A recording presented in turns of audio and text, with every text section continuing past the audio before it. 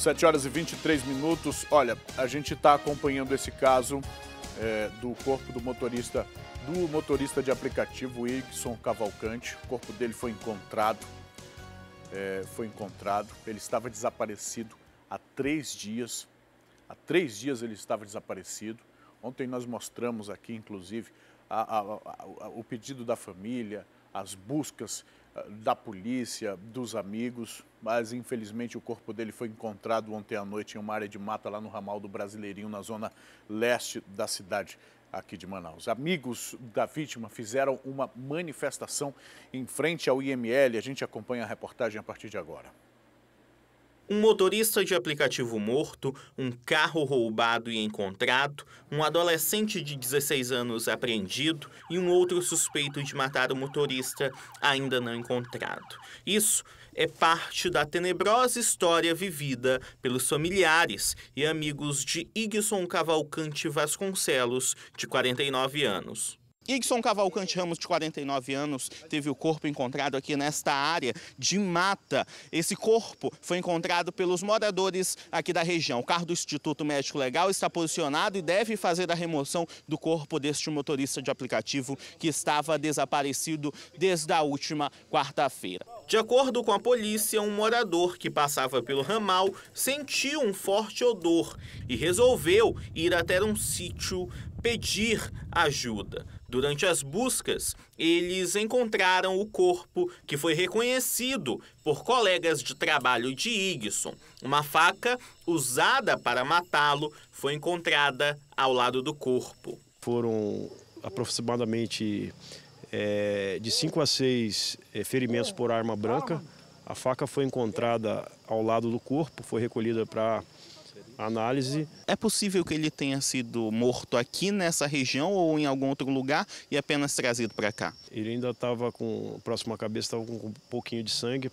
Possivelmente pode ter sido o crime cometido aqui neste local mesmo, ser trazido até aqui já para ser executado. É um local de difícil acesso, né? Um local onde as pessoas que vêm aqui já previamente tem que conhecer, senão ele fica perdido. Motoristas de aplicativos já estavam fazendo buscas por aquela área desde o primeiro momento em que ficaram sabendo do desaparecimento da vítima. Eles usaram a última localização do carro de Igson para definir um perímetro de buscas. Este carro ainda foi encontrado no bairro Monte das Oliveiras, na zona norte de Manaus. Após o encontro e a confirmação de que o corpo era mesmo de Igson, os colegas da vítima fizeram uma manifestação na frente do Instituto Médico Legal. Aqui a gente vai ficar dando o suporte necessário para a família e não tem tempo determinado para acabar. Tem tempo determinado. Enquanto a gente puder ajudar, a gente está dando suporte. Os colegas de trabalho de Igson ainda fizeram uma cota para ajudar a família com os custos do velório e enterro da vítima. Todos nós nessa situação nós temos que nos mobilizar para dar o apoio e o suporte necessário para a família. Nós somos uma classe unida de trabalhadores, pessoas que verdadeiramente lutam para que todos os dias venhamos conseguir nosso pão de cada dia. E quando acontece uma tragédia dessa, a gente tem que se unir com amor e com fé que vai dar tudo certo. Durante todo o trabalho de buscas pelo motorista, os policiais da Companhia Independente de Policiamento com Cães receberam uma denúncia anônima que ajudou eles a chegarem até um adolescente de 16 anos que confessou ter participado da morte do motorista. Ele foi apresentado na delegacia especializada em apuração de atos infracionais. Fizeram denúncia para a filha da vítima, né, que os infratores teriam desembarcado no bairro Monte das Oliveiras, né, através de diligência feita no local, chegou-se até esse menor, certo? Ele confessou, disse que tratou-se de um latrocínio, assassinaram a vítima para roubar o carro, roubar os pertences e chegou a confessar que há outras pessoas envolvidas, certo? Só que, porém, não foram localizadas. Chegamos aí nas residências que ele indicou, porém os mesmos não estavam mais na residência. Ele, a princípio, tem um histórico já nas delegacias, na DEAI, certo? O outro tem mais, pelo que foi apurado, o outro tem mais envolvimento com tráfico, já com assaltos, e já tem uma ficha mais extensa de ocorrências com o nome dele. A polícia agora trabalha para encontrar o comparsa do adolescente. Nas redes sociais, a filha de Igson confirmou a morte do pai e passou mal ao saber da notícia. Não era para ser diferente, né? Passa mal mesmo. Nós, que quem não é parte da família, mas que acompanhou este caso, ficou mobilizado e sensibilizado também. A categoria está unida, fizeram a manifestação, mas não é uma união apenas em solidariedade à família. Mas essa categoria está unida também no fato de que eles são vítimas desses crimes que ocorrem quase que diariamente na cidade. Quantos motoristas já tiveram o carro roubado, foram atender uma chamada, prestar um serviço, que é um serviço que já foi regulamentado e se torna de utilidade pública. E quando eles fazem o trabalho deles, quando atendem uma chamada, quando atendem uma corrida, estão prestando um serviço muitas vezes de utilidade pública, e o Igson foi cumprir, foi atender, foi fazer o trabalho dele e não voltou mais para casa. E a gente se pergunta, por que tanta violência? Já não o dominaram? Já não estavam em posse do veículo, dos bens, dos pertences? Por que levar essa vítima para um ramal? Por que levá-lo para a morte? Por que matá-lo de uma maneira tão brutal? Um trabalhador, um pai de família, alguém que enfim, não dá para entender. Ainda mais quando a gente vê a polícia prender um adolescente de 16 anos envolvido num crime bárbaro como este. Se fossem pessoas envolvidas, se fosse uma situação como nós temos acompanhado quase que diariamente, os acertos de contas nas ruas, talvez ficaria mais fácil para as pessoas entenderem, para a população entender, porque afinal de contas está todo dia gente morrendo um aí, né? Está todo dia morrendo um aí, a polícia vai lá, investiga, de repente descobre tinha envolvimento com tráfico de drogas, estava numa disputa ou estava devendo por alguma... Mas não é nada disso. O que nós temos uma vítima de latrocínio, um homem que estava trabalhando e no cumprimento do seu dever, daquilo que se propõe a fazer, a prestar um serviço para a população, de repente foi vítima de 2 pessoas ou 3, eu não sei ainda, essas informações a polícia ainda está confirmando, não se divulga muito neste momento porque estão atrás desses suspeitos, né? A polícia está fazendo as incursões, fazendo as diligências, fazendo a investigação para chegar até esse outro suspeito apontado por este adolescente de ter participado deste crime. E a gente não entende para que tanta violência. Já não roubou? Já não levou as coisas? Quantos outros motoristas de aplicativos ou mesmo taxistas a gente vai ter que trazer a informação aqui da morte? Recentemente a gente trouxe a informação de uma outra morte de um motorista de aplicativo que mobilizou a categoria, e a categoria está mobilizada porque precisa de proteção. Esses profissionais precisam de proteção, assim como os motoristas de ônibus, como os cobradores, como os passageiros do transporte coletivo. A população precisa de proteção, porque neste momento a gente se solidariza com a família pela perda, se solidariza com a família pela dor, pelo sofrimento. A filha se pronunciou aí nas redes sociais. Ao mesmo tempo, a gente compartilha com esta família o sentimento, a sensação de impunidade e de falta de segurança nas ruas da nossa cidade. 7h32. Desculpa, Peixe, deixa eu vir aqui para a câmera central. O IBGE começou uma pesquisa para atualizar os dados sobre os hábitos da população brasileira. Aqui no Amazonas, pelo menos 4.000 casas devem ser visitadas até o ano que vem. A dieta do Reginaldo é à base de peixes e verduras. Ele consome pouca carne vermelha. O trabalho influenciou nessa escolha, mas ele garante que os benefícios para a saúde foram surpreendentes. Aos 41 anos, nunca teve uma doença grave relacionada à má alimentação. A minha saúde até que está normal, né? Sem estar doente, semana. Às vezes, na mudança do clima, que sempre dá uma gripezinha, né? Isso é normal, entendeu? Mas outras coisas não. Na casa da Débora, os hábitos também são os mais saudáveis possíveis. Muitas frutas e, normalmente, se alimenta de comidas naturais. Peixes, coisas grelhadas, peixe grelhado. Nada industrializado não entra. De acordo com o IBGE, em 2013, mais de 90% dos amazonenses comiam peixe pelo menos uma vez na semana.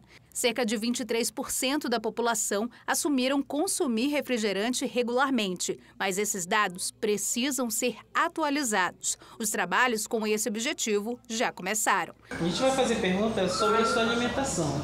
No dia de ontem, você comeu feijão, arroz, batata, saladas? Também vão entrar na pesquisa dados sobre animais de estimação e sedentarismo. Em todo o estado, quase 4.000 casas devem receber a visita dos agentes do IBGE. A pesquisa ela é feita por amostragem. Então, dentro do Amazonas, 52 municípios haverá pesquisa nesses municípios, e em Manaus também.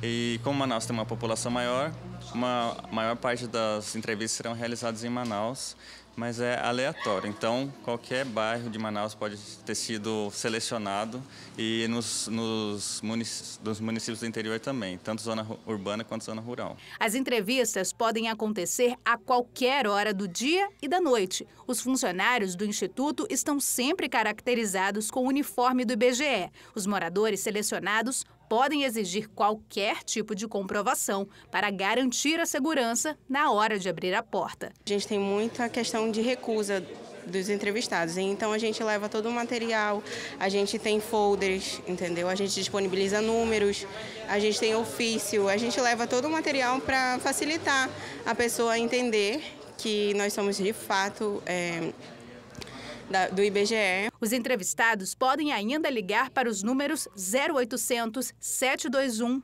8181 ou 3306-2000. Os resultados da Pesquisa Nacional de Saúde vão ser divulgados até o fim do primeiro semestre do ano que vem. Então, a gente vai trabalhar para que todos os domicílios que foram selecionados, haja entrevista neles. Caso não haja, isso é normal também, e já estatisticamente esses dados são tratados. Tem que se preocupar com a segurança mesmo e pedir realmente a identificação. O Ministério da Agricultura, Pecuária e do Abastecimento publicou ontem uma portaria que cancela 300 licenças de pescadores profissionais inscritos indevidamente no Registro Geral da Atividade Pesqueira. Essas licenças foram canceladas em 7 estados. Entre esses estados está o Amazonas. Agora, o motivo desse cancelamento, segundo o Ministério, é porque desde 2014 a Controladoria Geral da União identificou quase 70% de irregularidades no pagamento do seguro-defeso. Tinha gente que estava recebendo benefício sem ter ligação com a atividade pesqueira, ou seja, sem sequer ser pescador. E por causa dessas irregularidades, o Ministério da Agricultura vai fazer um recadastramento dos pescadores até o fim de novembro deste ano. Mais um recadastramento. Impressionante como a corrupção é um problema no nosso país, viu? E a campanha Semana do Brasil, a Black Friday brasileira, já começou. A iniciativa é do governo federal para melhorar as vendas nessa baixa temporada. O período não é para compras, mas nos shoppings de Manaus o que se vê é muita gente comprando. Esta cliente aproveitou o feriado prolongado para conferir os preços. Aproveitei o feriado, imprensado, para dar uma volta e pude constatar que tem bastante promoção. A expectativa é de um setembro mais lucrativo para a economia após o lançamento da campanha Semana do Brasil, anunciada pelo governo federal. O mês foi escolhido por ser um dos mais fracos em vendas para o comércio e também faz jus à data em que todos os brasileiros comemoram a independência do país. A campanha ganhou o apelido de Black Friday brasileira e pretende ser igual ao modelo de vendas em massa adotado em outros países. Em todo o Brasil, quase 5.000 empresas aderiram às promoções. É um momento de aproveitar essa oportunidade, que nós estamos tendo uma semana inteira de promoção. Os descontos vão de 20% a 50%, como nesta ótica, onde é possível encontrar produtos para crianças e adultos pela metade do preço. Até para presentear também, óculos de sol, armação, para todas as idades. Para esta educadora financeira, antes de se deixar seduzir pelas compras, é preciso pesquisar e avaliar bem se as promoções estão realmente realmente em conta. Nós precisamos saber se, na realidade, aquilo que a gente vai comprar é um desejo ou é apenas uma necessidade para que a gente não tenha um endividamento, porque as parcelas é um endividamento e nós precisamos saber se isso cabe dentro do nosso orçamento. Mas para a especialista é um bom momento para adiantar as compras de fim de ano e poupar os gastos de dezembro e entrar 2020 mais folgado. E aí, já que a gente está adiantando a compra, esse dinheirinho vai sobrar, então vamos pensar em economizar, em poupar, para que no futuro a gente consiga realizar aquilo que a gente deseja, a nossa viagem, o nosso sonho, e ter sempre uma reserva para numa hora de necessidade. A organização e planejamento é tudo. A gente precisa cuidar da nossa situação financeira sempre. Deixa eu trazer um pouco aqui do Noticiário Nacional. O ministro Paulo Guedes voltou a falar sobre a Zona Franca de Manaus e, sem surpresas, mais uma vez, demonstrou ser contra a política de incentivos fiscais do modelo econômico. Durante o evento, nessa quinta-feira, Guedes afirmou que o modelo é ruim e custa bilhões em renúncia aos cofres da União. Então, tem regiões que precisam disso, nós temos que respeitar, nós não podemos chegar e... Qualquer liberal é um evolucionista, ele não é um revolucionário. Você não vai tocar fogo na selva, não vai fazer nada disso. Agora, você tem que entender que aquilo não é sustentável. Você achar que você vai viver de fazer uma motocicleta na selva, porque tem um IPI alto, porque é tudo antieconômico, a localização está tudo mal feito. Você não está ajudando a região, você está travancando o futuro da região, você está impedindo um futuro glorioso para uma região que podia estar encontrando suas vantagens. É o centro mundial de sustentabilidade, o centro das energias renováveis. Pô, o americano consegue pegar um deserto que é Nevada e transformar na capital mundial do entretenimento. Pô, você tem uma selva, um negócio extraordinário, um negócio que tem... Você pode botar biofármaco, você pode botar bioenergia, você pode fazer até turismo, tudo pode estar lá em torno disso. Só pode navegar no rio aqui com energia fotovoltaica. Pronto, acabou, não vai ter poluição, não tem diesel. Então você pode fazer coisas extraordinárias lá. Nós temos que procurar essa vocação. Agora, enquanto isso, não vamos mexer. É importante isso que ele fala, enquanto isso não vamos mexer. Então vamos fazer esses investimentos, vamos investir em pesquisa, vamos investir em tecnologia, procurar essa vocação do Estado. Eu até concordo com o que o ministro diz, mas a gente precisa ficar atento, sobretudo, na iminência aí de uma reforma tributária que deve começar a tramitar no Congresso, porque isso pode sim afetar o nosso modelo econômico, o modelo da Zona Franca de Manaus. 7 horas e 40 minutos. Deixa eu trazer aqui a interação das pessoas que estão participando com a gente por meio do nosso WhatsApp, o 992912167. Isso, a Tati está colocando para você aí o número no seu vídeo. A gente tem interação aqui. Bom dia, Emanuel. Estamos ligados no programa. É a Paulinha e o João Paulo lá da Cidade Nova 1. Bom dia para vocês também, viu? Aqui embaixo tem no Manhã no Ar. Estou ligado no programa aqui no Grande Vitória. É a Sandra. Um abraço para você, Sandra. Parabéns para o Emanuel e para a equipe por esse programa Manhã no Ar, que tem audiência em peso lá no Terra Nova 3. Tem muita gente ligada no programa e você pode participar com a gente. O telefone, coloca por favor, Tatiana, na tela para a gente, por favor, é 992912167. É só o WhatsApp, hein? Não adianta ligar não, porque não dá para atender as ligações, mas a sua mensagem a gente atende, a gente lê, você participa com a gente. Vamos para o intervalo? Daqui a pouco, depois do intervalo, tem a nossa entrevista do Café no Ar, desta vez com o cantor Zezinho Correia. Na realidade, eu nasci em uma comunidade de Carauari, que é no Seringal Imperatriz, que era do meu avô. Meu avô era nordestino, né, o pai do meu pai.